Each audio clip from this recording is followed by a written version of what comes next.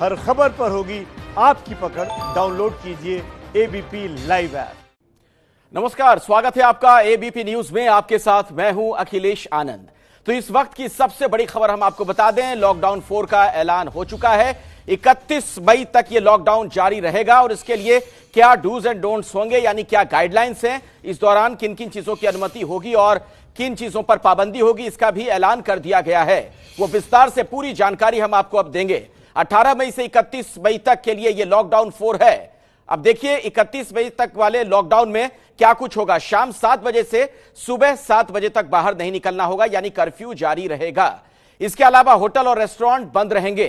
यह लॉकडाउन 3 वाली स्थिति ही फिलहाल लॉकडाउन 4 में भी है। विमान सेवाएं अभी बंद रहेंगी पहले की ही तरह। मेट्रो सेवा भी बंद रहेगी। इसके अलावा कुछ और महत्वपूर्ण बातें जो हैं उस पर नजर आप डालिए। धार्मिक स्थल बंद रहेंगे, धार्मिक आयोजन फिलहाल नहीं होंगे।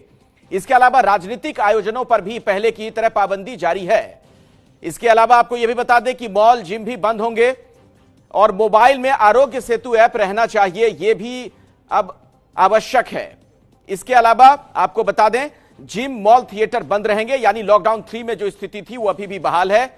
लेकिन सरकारी दफ्तरों की कैंटीन खुलेगी, चूंकि लोग भी वहां पर मौजूद होंगे। सरकारी दफ्तर खुलेंगे, सोशल डिस्टेंसिंग के नियमों का पालन वहां पर किया जाएगा।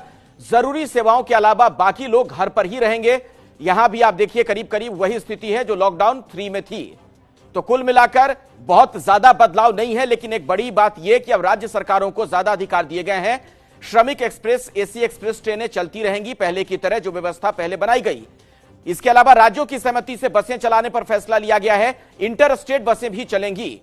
इसके अलावा दुकान, सैलून, बसों पर फैसला करने का अधिकार राज्यों को दिया गया है कि राज्य सरकारें यह तय करें कि क्या इस मामले में उन्हें फैसला लेना है।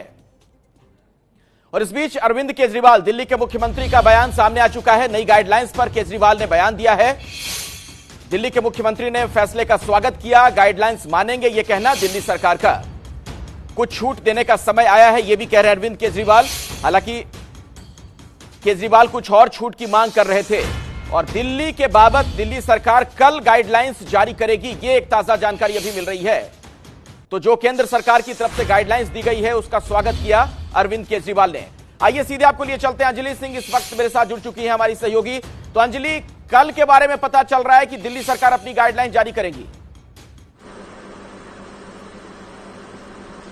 जी बिल्कुल, देखिए अखिलेश, अभी दिल्ली के मुख्यमंत्री की ओर से ये ट्वीट किया गया है कि कल विस्तृत तौर पर दिल्ली सरकार किस तरह से फैसला लेती है, ये सारी गाइडलाइंस कल जारी की जाएंगी। हालांकि आज जो केंद्र सरकार की तरफ से गाइडलाइंस दी गई हैं लॉकडाउन 4 को लेकर, उसको लेकर दिल्ली सरकार का रुख यही है कि जिस तरह की रियायत की मांग की जा रही थी, काफी सारी चीजें जो दिल्ली सरकार ने अपनी तरफ से सुझाव भेजे थे वो इसमें पूरी होती नजर आ रही हैं। हालांकि जहां तक बात करें बसों या मेट्रो के परिवहन की, उनके संचालन की, तो ये चीजें इसमें रियायत नहीं दी गई। लेकिन इसके बावजूद कई सारी चीजें, क्योंकि दिल्ली सरकार का शुरू से ये फोकस रहा है और पहले ही ये बात कह दी थी दिल्ली सरकार की ओर से मुख्यमंत्री अरविंद केजरीवाल ने कि कोरोना के साथ रहना है, ये हम मानकर चल रहे हैं। इसलिए जब रियायत दी जाएगी, केसेस बढ़ेंगे, तो सुझाव में ये बात भी कही गई थी कि चूंकि जब इकोनॉमी को बढ़ाने के लिए जगह जगह खोली जाएंगी, अलग अलग सेक्टर्स खोले जाएंगे, तो केसेस बढ़ने की संभावना है। इसलिए तमाम इंतजामात भी सरकार कर रही है, यानी डॉक्टर्स,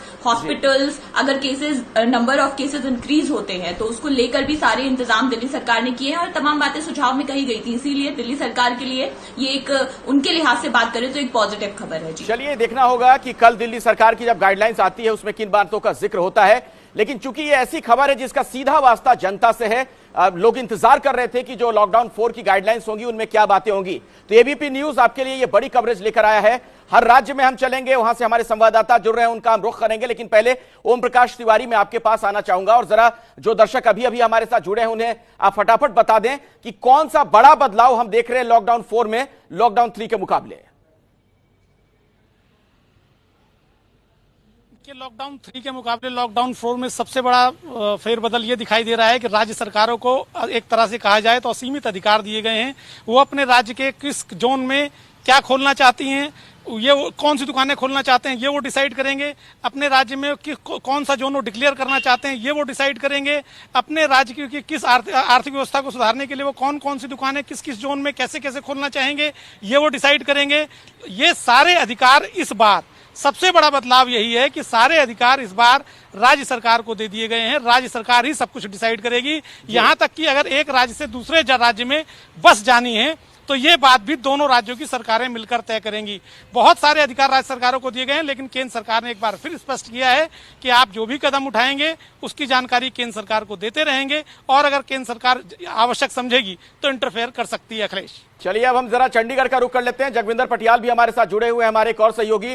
जगविंदर, अब पंजाब सरकार से अगर जोड़कर देखें इस गाइडलाइन को, जो लॉकडाउन 4 के लिए गाइडलाइन जारी की गई है, तो वहां पर अब क्या देख रहे हैं, क्या कुछ बदल सकता है राज्य में?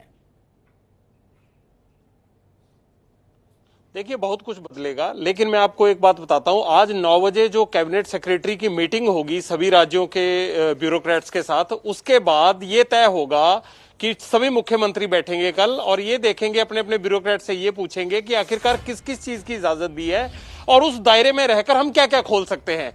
तो इन गाइडलाइंस का हवाला देते हुए कल ये तय होगा कि आखिरकार क्या क्या खोलना है। मुझे ये लगता है कि रात को बहुत सारी चीजों पर कैबिनेट सेक्रेटरी से क्लैरिटी ली जाएगी। हर एक राज्यों के जो नौकरशाह उस वीडियो कॉन्फ्रेंसिंग में मौजूद होंगे और तब तक कोई भी राज्य सरकार ना खुश है ना नाराज है। वो ये देख रहे हैं कि हमें किस किस चीज की इजाजत मिल जाएगी। दूसरी बात मैं ये बताऊं, कल सब लोग बहुत सारी चीजें खोलेंगे, पंजाब भी बहुत सारी चीजें खोलेगा क्योंकि वो पहले से इस चीज के लिए तैयार बैठे हैं। दूसरी बात क्या है, पहले सभी राज्यों जो मुझे लगता है लड़ रहे थे केंद्र से पैसे के लिए, रियायतों के लिए, तमाम चीजों के लिए, अब देखना आप, अब केंद्र देखेगा और कई राज्य आपस में लड़ेंगे क्योंकि जो बसें खोलना है, अनिल विज जो हैं वो घुसने नहीं दे रहे हैं दिल्ली के डॉक्टरों को और कामकाज करने वालों को हरियाणा में। इस तरह की चीजें और भी कई जगह पर सामने आएंगी और जो केंद्र के साथ झगड़ा था अब राज्यों का आपसी झगड़ा शुरू हो जाएगा। जी, ये एक बड़ी दिक्कत आ सकती है जिस ओर आप इशारा कर रहे हैं। इस बीच एक और बड़ी खबर है, अभी अभी ताजा जानकारी यह मिल रही कि रेल सेवा पर रेलवे का जो बयान है, आपको बता दें कि पहले वाले हालात ही रहेंगे। जो लॉकडाउन 3 में था वही अभी भी, ये साफ कर दिया गया रेलवे की तरफ से। यानी यहां कुछ और रियायत आपको नहीं मिलने जा रही है।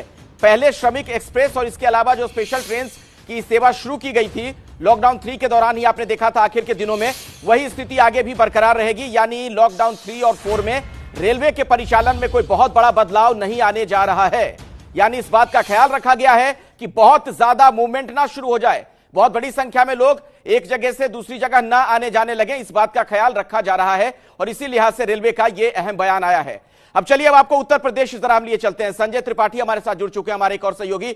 संजय, उत्तर प्रदेश के संदर्भ में हम कैसे देखें इस लॉकडाउन को, वहां पर क्या बदलाव कल से हो सकता है? देखिए अखिलेश, सबसे अच्छी बात तो ये है कि जो राज्यों को असीमित अधिकार, जैसा कि ओम प्रकाश बता रहे थे हमारे साथी, कि राज्यों को जो असीमित अधिकार दिए गए हैं उससे उत्तर प्रदेश को काफ़ी फायदा मिलेगा। उत्तर प्रदेश अगर आबादी के लिहाज से बात करें तो देश का सबसे बड़ा राज्य है, लेकिन कोरोना संक्रमण के मामलों को अगर देखा जाए तो 5वें-6वें नंबर पर आता है। लगभग 4400 केसेज हैं और उनमें से 50% से ज़्यादा केसेस क्योर हो चुके हैं। तो यहाँ की जो स्वास्थ्य विभाग है या यहाँ के जो अधिकारी हैं उनको कोरोना से लड़ने का तरीका समझ में आ गया है। तो ऐसे में अगर राज्य को ये तय करने का अधिकार दिया जाएगा कि वो किस एरिया में दुकानें खोलें, कहाँ गतिविधियाँ शुरू करें, तो इसका एक्सपीरियंस उत्तर प्रदेश में बेहतर है।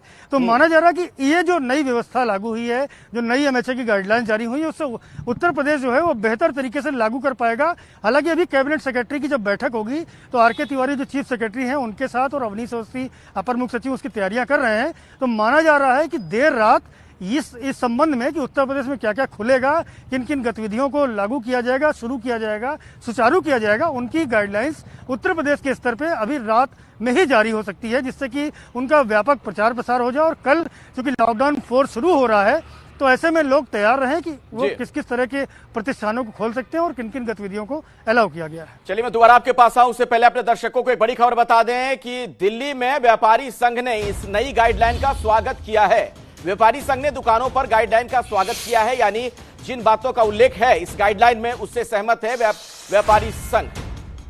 लेकिन क्या इंटर स्टेट कारोबार भी हो पाएगा, इसको लेकर स्थिति अभी साफ नहीं है। व्यापारियों के लिए एक बड़ी राहत है, यह कहना है प्रवीण खंडेलवाल का। राज्यों के बीच कारोबार पर स्थिति साफ नहीं है, यह भी खंडेलवाल का कहना है। यानी एक तरीके से वो सवाल भी इस पर पूछ रहे हैं। हम चलते हैं, जरा मध्य प्रदेश का रुख कर लेते हैं। ब्रजेश राजपूत हमारे साथ एक और सहयोगी हमारे जुड़ चुके हैं। ब्रजेश, अब मैं जरा मध्य प्रदेश के संदर्भ में समझना चाहूंगा, उस कॉन्टेक्स्ट में इस गाइडलाइन को हम कैसे देखें जो एमएचए की तरफ से गाइडलाइन जारी की गई। देखिए, मध्य प्रदेश के मुख्यमंत्री और सरकार शुरू से मान के चल रही थी कि अब आने वाले दिनों में इस कोरोना से डरना नहीं बल्कि लड़ना और साथ जीना सीखना पड़ेगा, जिसके चलते सरकार ने काफी सारी तैयारी कर ली है और कई बड़े उद्योग मध्य प्रदेश में खुल गए हैं। जो किसानों से जो खरीदी हो रही है गेहूं की, वो ही बम्पर स्तर पे हो रही है। तो गतिविधियां तो शुरू हो गई हैं, मगर वो सारी गतिविधियां वो हैं जो रेड जोन या रेड जोन वाले जिले हैं उसे दूर दराज के एरिया में हो रहे हैं। मगर इस गाइडलाइन में मध्य प्रदेश सरकार के लिए या दूसरी राज्य सरकारों के लिए सबसे आसान या सबसे फेवरेबल बात सिर्फ यही है कि अब राज्य सरकारों को अधिकार दे दिए गए हैं कि वो अपने हिसाब से जो जोन है उनको तय करें।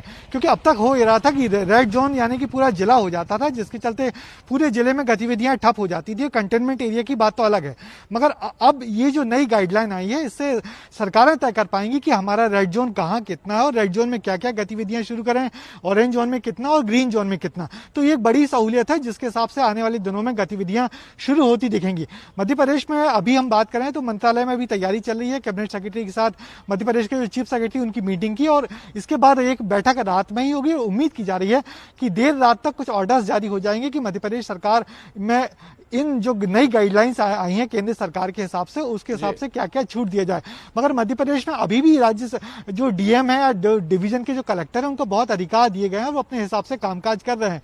जिससे सैलून की बात हो रही थी, मैं आपको बताऊं कि मध्य प्रदेश के मंडला में जो सैलून है कलेक्टर ने खुलवा दिए हैं एक खास परमिशन के साथ। तो ऐसी छोटी छोटी गतिविधियां मध्य प्रदेश में शुरू हो गई हैं।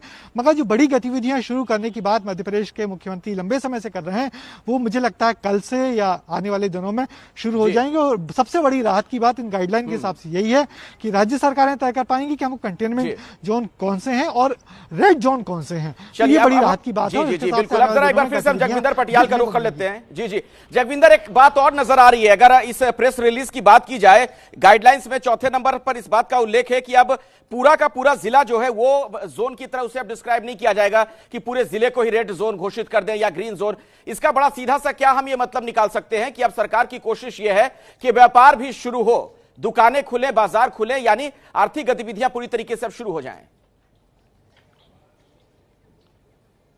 देखिए, अमरिंदर सिंह ने सबसे ज्यादा रोना इसी बात का पहले दिन से प्राइम मिनिस्टर के आगे रोया था। वो बार बार बोलते थे कि ये बड़ा कंफ्यूजिंग है और उन्होंने कहा था कि दिल्ली में बैठे लोग एक बाजार में अगर 10-15 लोग आ जाते हैं कोरोना पॉजिटिव तो वो पूरे जिले को डिक्लेयर कर देते हैं। उन्होंने ये समझाया भी था और हमने भी अपने दर्शकों को बताया था कि एक जिले में अगर 5 सब डिवीजन यानी 5 तहसील हैं और एक तहसील में कोई कोरोना की दिक्कत हो जाती है तो बाकी 4 को क्यों सील कर दिया जाता है। क्योंकि जो केंद्र ने रेड जोन डिक्लेयर करने के लिए या ऑरेंज जोन डिक्लेयर करने के लिए उन्होंने पैमाना लिया था जिले का, उन्होंने सब डिवीजन या कंटेनमेंट जोन का नहीं लिया था, उन्होंने जिले का पैमाना लिया था। इसीलिए अमरिंदर सिंह इस बात के सख्त खिलाफ थे। उन्होंने कहा था यह अख्तियार राज्यों को मिलना चाहिए। उन 4 सब डिवीजन के बाजारों को हम क्यों बंद करवाकर वहां पर क्यों कर्फ्यू जैसे हालात बना दे जहां पर कोई पेशेंट है ही नहीं। तो उसको देखते हुए केंद्र ने यह अख्तियार दिया है। तो जाहिर सी बात है कि अमरिंदर सिंह अब दबाकर कल बाजार खोलेंगे, लेकिन सवाल यही रहेगा कि क्या दुकानदार सोशल डिस्टेंसिंग मेंटेन करवा पाएंगे, मास्क की गाइडलाइन मेंटेन करवा पाएंगे, क्या दुकानें सील होंगी अगर कोई गाइडलाइंस को मेंटेन नहीं करता। ये सरकार के लिए अब चैलेंज हो जाएगा। देखिए, ये जो तमाम लोग हैं, इस देश के नागरिक हैं, हम आप हैं, सबको इस बात का ख्याल रखना पड़ेगा कि ये कोरोना खत्म नहीं हुआ, ऐसे आप ना समझें। लॉकडाउन 4 की गाइडलाइंस आ गई हैं, ये यानी ये पता चल चुका है कि अब 31 तारीख तक देश में क्या स्थिति रहेगी। हम आपको सीधे लिए चलते हैं बिहार झारखंड बॉर्डर से। इस वक्त मेरे साथ आदर्श सिंह हमारे संवाददाता जुड़ गए हैं। आदर्श, इस गाइडलाइन की बात की जाए तो इसमें एक महत्वपूर्ण बात यह भी है कि इंटर स्टेट अब बसें चल पाएंगी दोनों सरकार के समन्वय से, 2 राज्यों के समन्वय से। यह एक बड़ी राहत है मजदूरों के लिए, खासतौर पर जो लगातार पलायन कर रहे हैं।